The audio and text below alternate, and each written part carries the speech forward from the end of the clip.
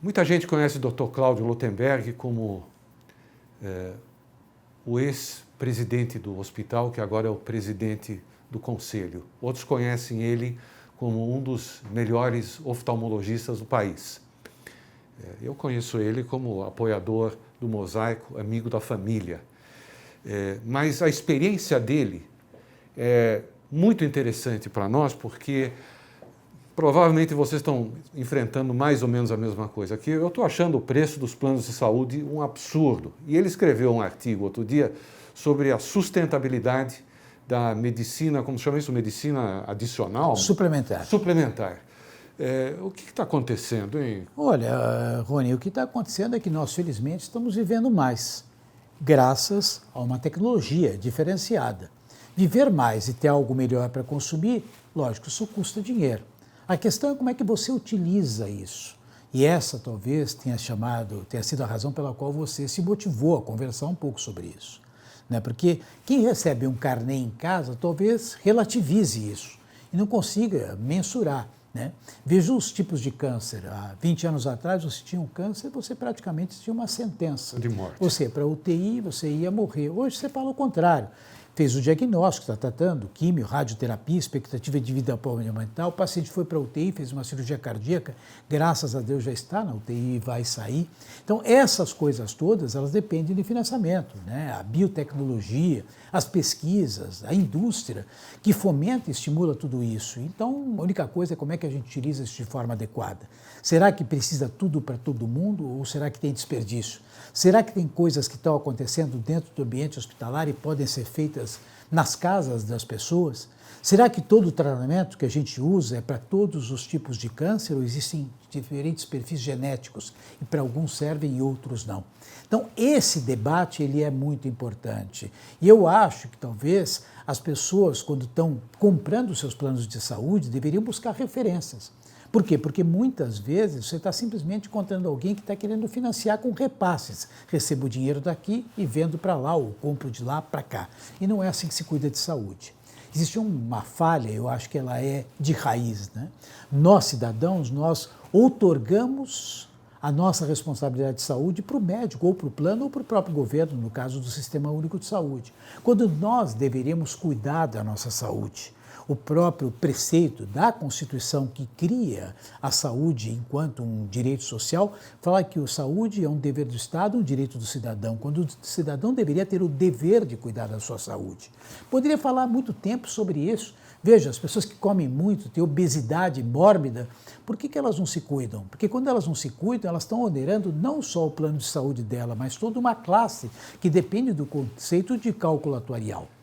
Isso entra, por exemplo, nessa questão que você levantou, você falou, tem coisas que não poderiam estar sendo feitas em casa.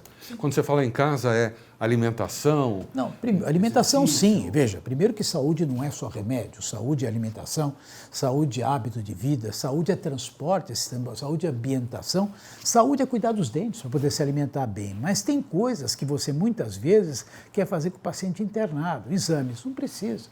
Determinados tipos de aplicações de remédios, será que precisa ser dentro de um hospital? Quer dizer, um hospital, o que ele tem que ter? Grandes unidades de terapia intensiva para pacientes graves e procedimentos cirúrgicos. A partir daí, essa complementariedade, de repente, não precisa de uma infraestrutura de hospital que é mais onerosa.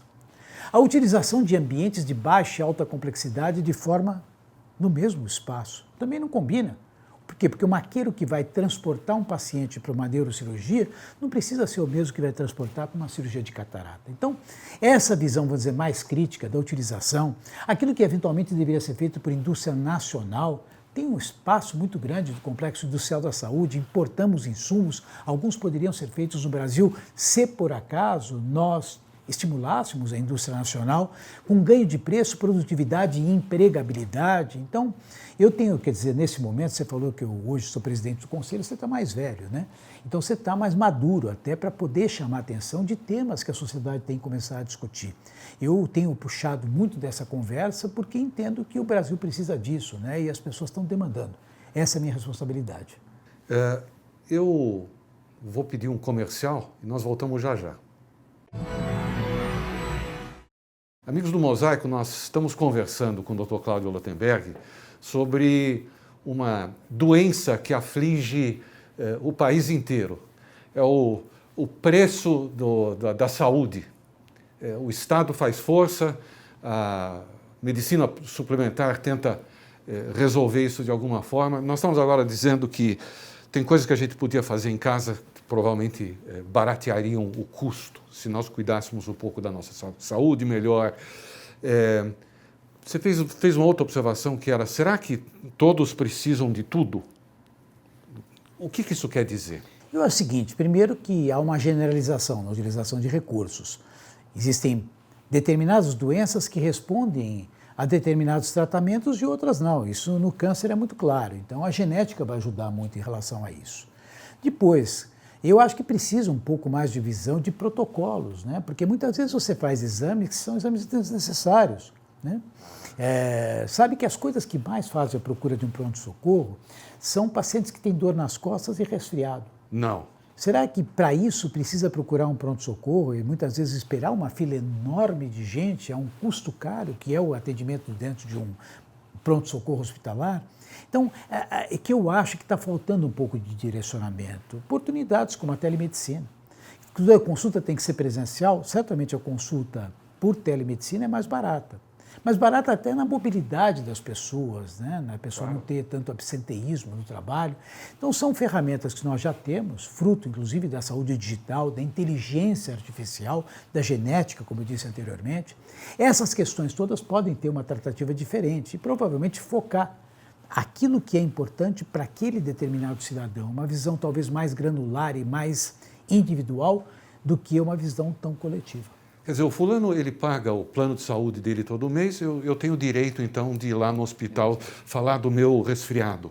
Ninguém quer negar direitos, a gente quer simplesmente utilizar de forma adequada esses direitos, né? Porque a pessoa recebe uma carteirinha e ela tem um recibo, ela trabalha numa empresa, aquilo lá, evidentemente, alguém está pagando aquela conta, né? Claro. Se ele não precisasse, eventualmente aquele dinheiro estaria indo para a conta dele, não indo para os benefícios do seguro-saúde. Então, essas questões todas são questões que não podem passar ao largo, né? Telemedicina é uma coisa que faz todo sentido. Quais são as limitações dela no Brasil hoje? Nós tínhamos, primeiramente, uma limitação de natureza regulatória, né? A telemedicina começou nos Estados Unidos em 1994. No Brasil, ela foi regulada por causa da pandemia, senão corríamos o risco de não ter até hoje. Segundo lugar, a própria utilização dos tipos de telefone celular, porque muita gente tem telefone celular, mas não smartphone.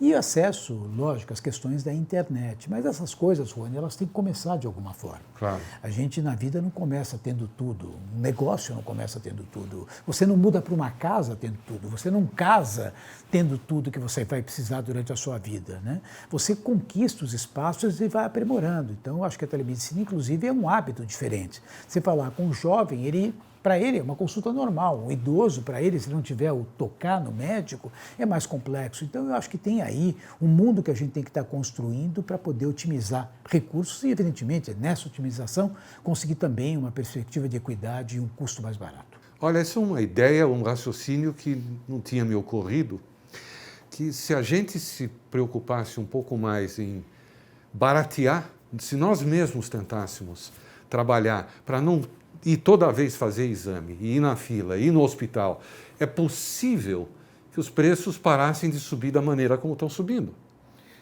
Você muito dificilmente vai deixar de subir preço, porque você vai ter cada vez mais tecnologia e vai envelhecer, né? A questão é exatamente o que você está demandando, né?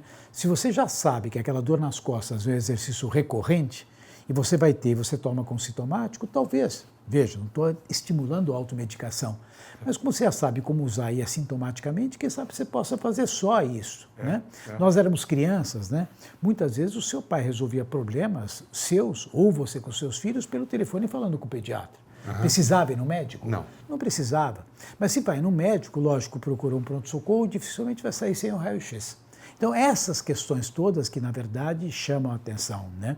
Quando você fala da alimentação, quer dizer, é evidente que uma pessoa que não se alimenta bem, ela tem maiores chances e riscos de ter doenças. Então, precisamos trabalhar um pouco melhor esse entendimento. E eu acho que estamos fazendo o papel da gente, provocando aí pela imprensa, conversando com você e com nossos amigos do Mosaico.